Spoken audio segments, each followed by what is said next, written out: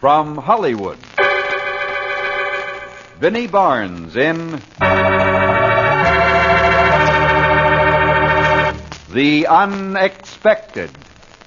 The Unexpected. The Unexpected. Life is filled with the unexpected. Happy, romantic, tragic, and mysterious endings to our most ordinary actions.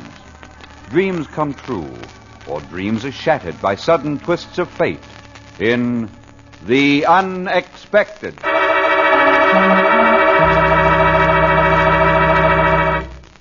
Who knows what strange drama may happen tomorrow, or an hour from now, or in just a moment? Who knows what destiny has in store for the lady down the street, the fellow at the next desk, or for you, yourself? Who knows? Listen in just a moment for The Unexpected.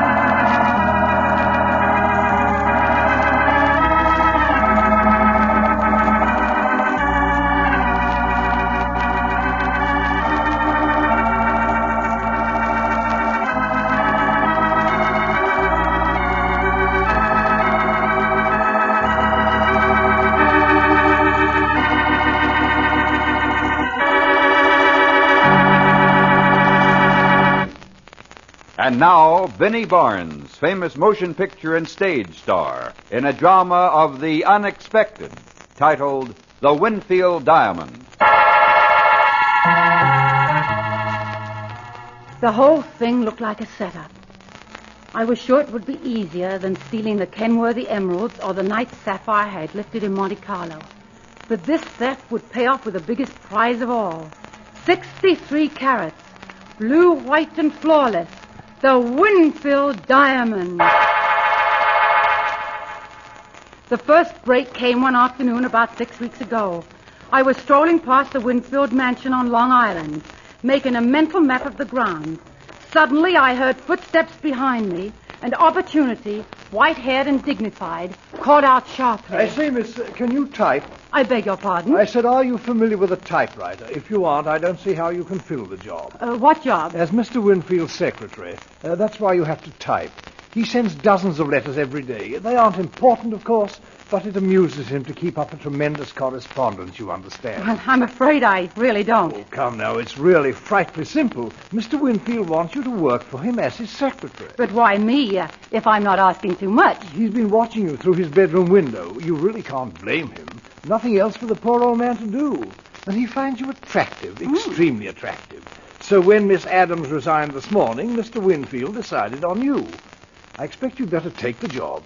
Even if you can't type, we'll manage it somehow. Well, come along. Mr. Winfield will be most annoyed if I keep him waiting.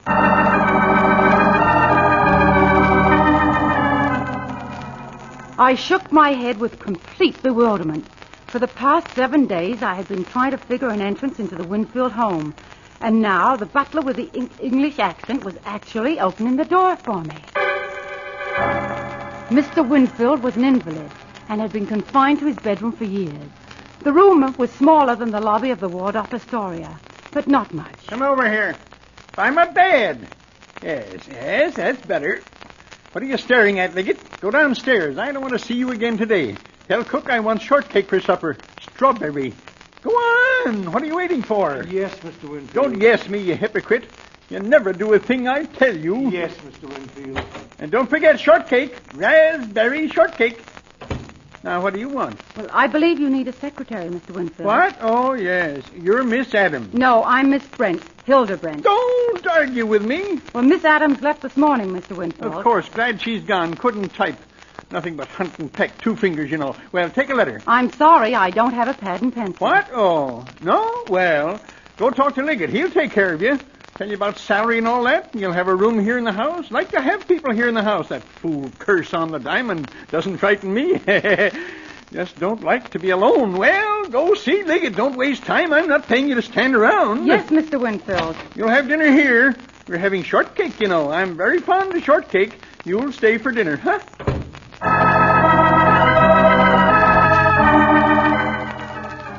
I stayed for dinner.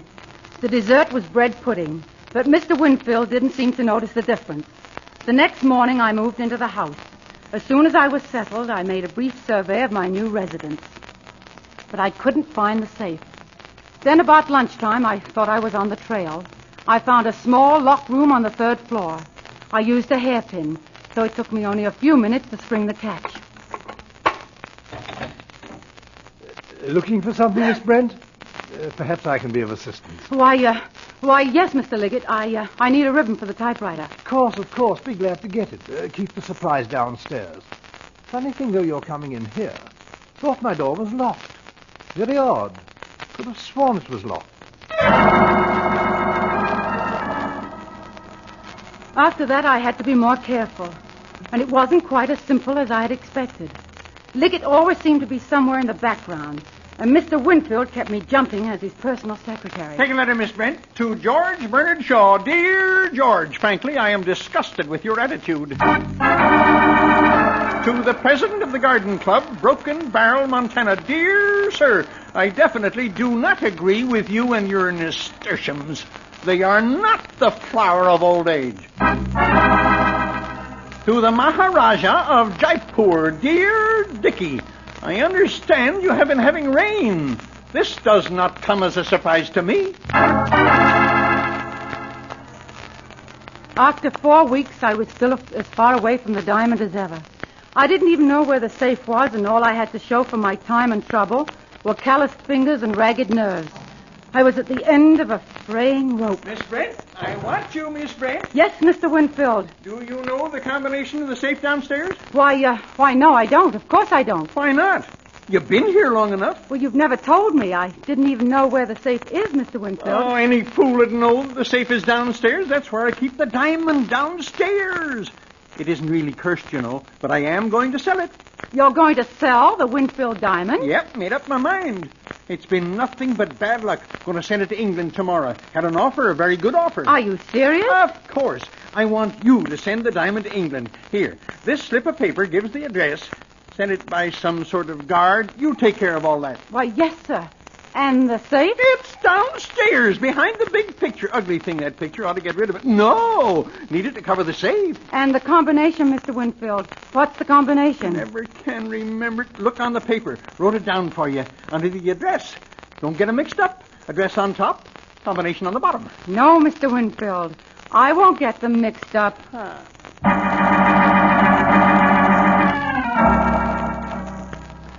At last, I knew the safe, the combination, everything.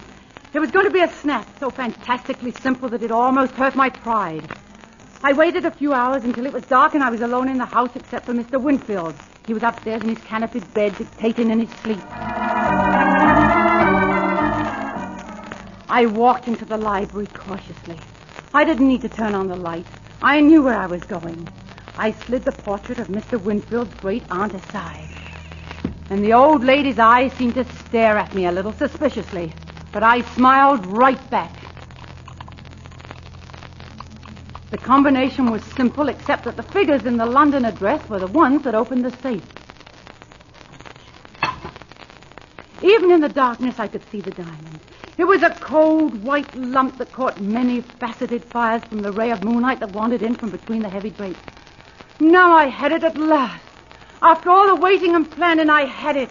The full 63 carats, curse included. I reached out my hand and my fingers were trembling as they touched $500,000. Well. Good evening, Hilda. Oh, what are you doing here, Mr. Liggett? Nothing at all. I hope I haven't interrupted. Came in early, you know, the rain and all that. I was just opening the safe for Mr. Winfield. Oh, were you? I hadn't noticed. It's so dark in here. Yes, he wanted me to get the diamond. He's shipping it to England tomorrow. Oh, my, is he off on that again? You mean he isn't really selling it? Oh, my dear girl, of course not. It's just one of his whims. I suggest you put the jewel back in the safe. Why, yes, of course, Mr. Liggett. I suppose I should. Come to think of it, Miss Brent, I don't understand why you were removing the diamond at this hour. Even if Mr. Winfield were planning to sell the stone, you couldn't ship it tonight. Well, I... You know, under the circumstances, I'm forced to doubt your motives, Miss Brent.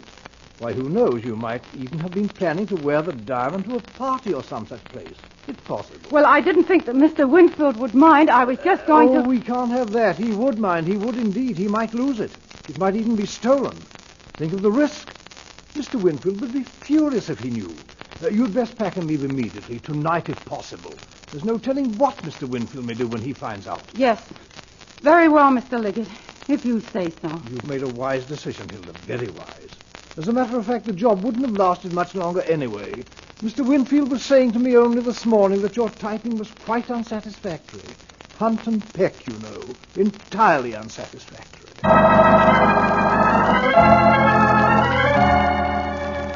I packed my things and left the house that night. Under the circumstances, I had no choice. So far, Mr. Liggett hadn't really suspected, but he might. And I decided I'd rather spend the evening hitchhiking back to New York than in jail. I was through with the Winfield Diamond, and I was going to forget it forever. Forever.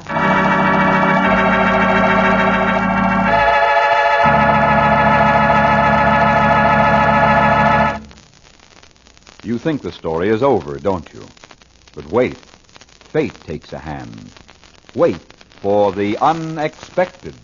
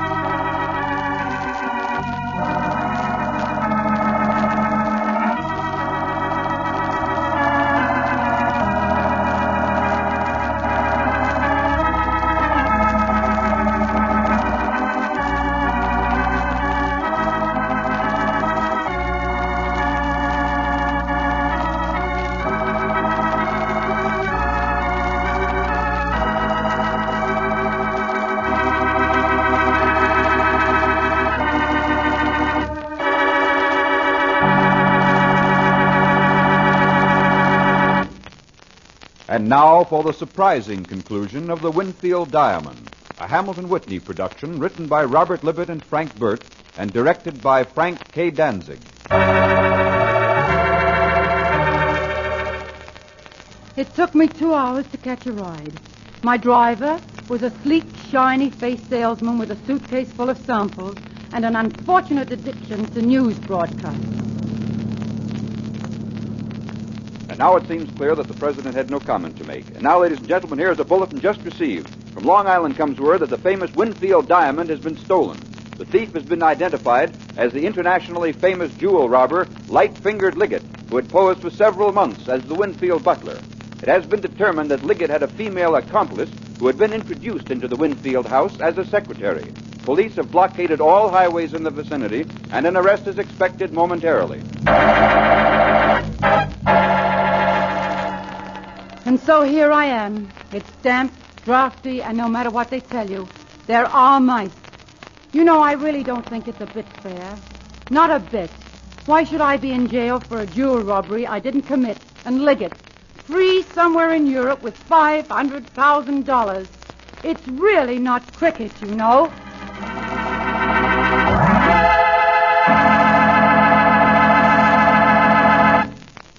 The Winfield Diamond starred Vinnie Barnes. Listen in again soon when another of your favorite motion picture stars meets the unexpected.